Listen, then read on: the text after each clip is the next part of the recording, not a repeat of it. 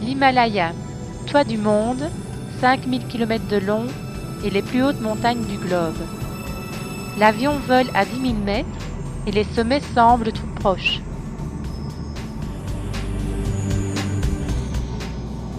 Mais la plus haute de toutes, c'est l'Everest.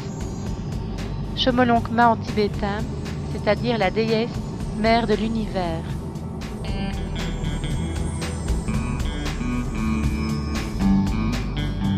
Nous allons, avec Deva, mon ami népalais, guide de montagne, essayer de l'approcher de très près. Le trek que nous avons prévu, d'une quinzaine de jours, va nous conduire de Lukla, point de départ à 2850 mètres d'altitude, jusqu'au camp de base de l'Everest à environ 5500 mètres. Après une courte escale à Katmandou, nous reprenons l'avion jusqu'à Lukla afin de nous éviter 8 jours de marche supplémentaires depuis Jiri, où se trouve le terminus des routes civilisées. Hilary et Tenzing, premiers hommes sur le toit du monde, n'ont pas eu cette chance et ont dû démarrer leur expédition à Jiri en 1953.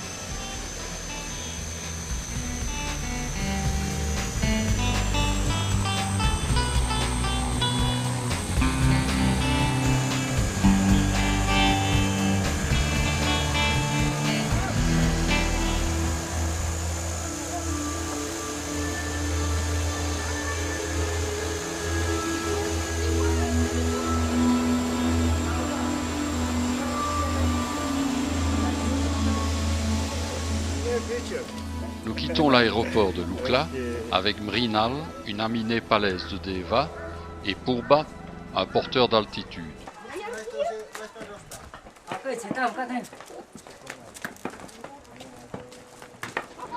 Boom boom. You like boom boom? You like boom boom?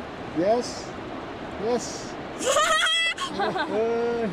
Yes. Dès le départ du trek, comme d'habitude au Népal, les enfants sont innombrables malgré la mortalité infantile, 3 fois plus élevée qu'en Belgique. Nous commençons la distribution des bics et des bonbons que nous avons pris pour eux.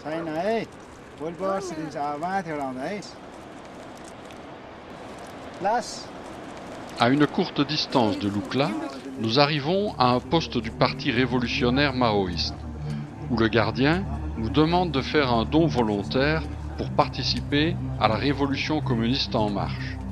Il faut savoir que le Népal est une royauté dirigée par une nomenclatura vivant dans un faste incroyable, alors que 80% de la population vit dans la pauvreté. Un parti communiste maoïste s'est donc formé en réaction à cet état de fait. Au départ, par les armes et maintenant depuis 3 ans par une action politique, ce parti a réussi en avril 2008 à prendre le pouvoir légalement lors des dernières élections. Après paiement de notre dîme, l'atmosphère se détend et finalement nous nous quittons bons amis.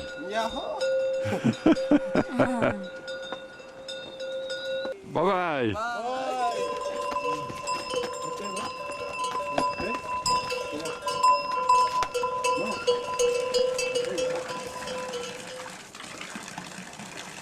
Ici vit un artisan tailleur de pierre qui couvre littéralement la montagne d'ex-voto bouddhiste.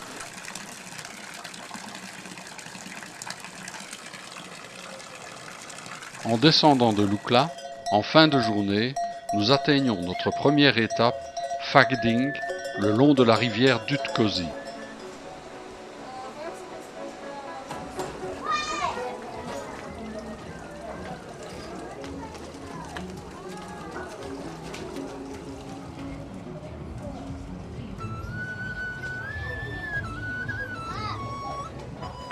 Tout doit être transporté à dos d'homme. Les porteurs sont payés au poids transporté. Et il n'est pas rare de voir de pauvres bougres se tuant littéralement avec plus de 50 kilos sur le dos pour un salaire de 30 € net par jour. Ce qui explique, avec le manque de soins, la faible longévité là-bas de l'ordre de 57 ans.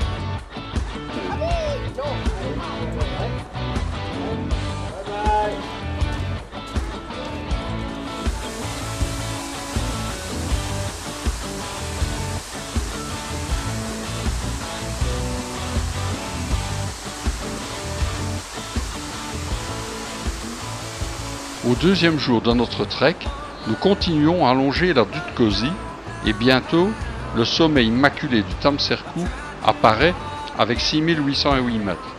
Petite montagne ici, avec 2000 mètres de plus que le Mont Blanc.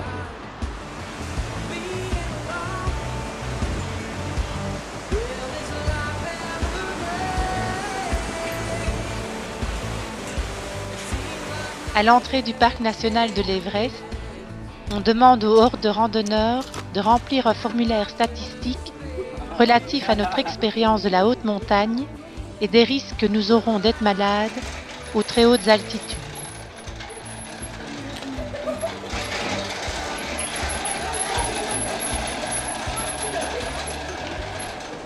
La rivière Dudkosi prend sa source à près de 5000 mètres d'altitude à l'est des lacs de Gokyo.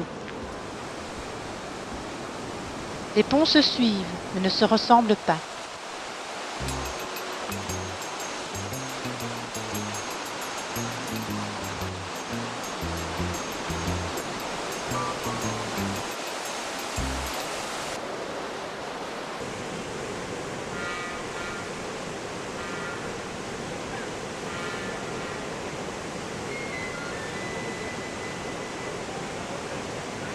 Avant d'entamer une très longue montée de 500 mètres de dénivelé vers Namche Bazar, la rivière Dudkosi doit être traversée. Ce pont très élevé est le seul moyen. Dudkosi Bridge.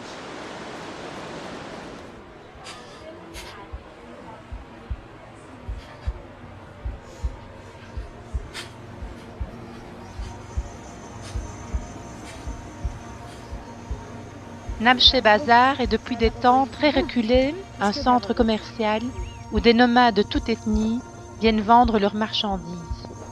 C'est un village d'environ 800 habitants situé à 3440 mètres entre les montagnes Tamserku et Konderi de plus de 6000 mètres.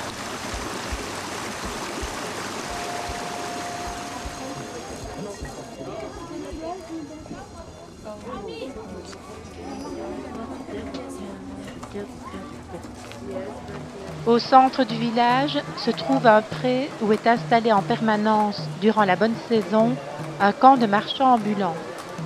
Ceux-ci viennent de leur lointain Tibet à pied, en passant par le col du Nangpala, à 5700 mètres d'altitude, et avec leurs marchandises sur le dos.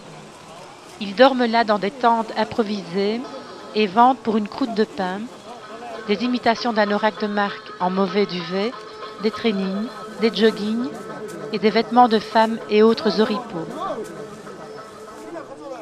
Le soir, la brume enveloppe lentement Namche Bazar, mais le marché tibétain est toujours ouvert dans une presque obscurité. Certains vendent, d'autres achètent pour revendre dans des villages presque inaccessibles, plus haut dans la montagne. Comme partout au Népal, les vaches sont sacrées et lorsqu'elles sont devenues trop vieilles, elles sont laissées en vie, libres et déambulent dans les rues. L'infrastructure de refuge et lodge est très importante dans ces paradis de la randonnée. Il faut compter de l'ordre de 2 à 3 € la nuit pour une chambre avec 1 ou 2 lits et la même chose pour un repas de riz aux légumes ou de pâtes. Par contre, les boissons occidentales coûtent souvent plus cher que le repas.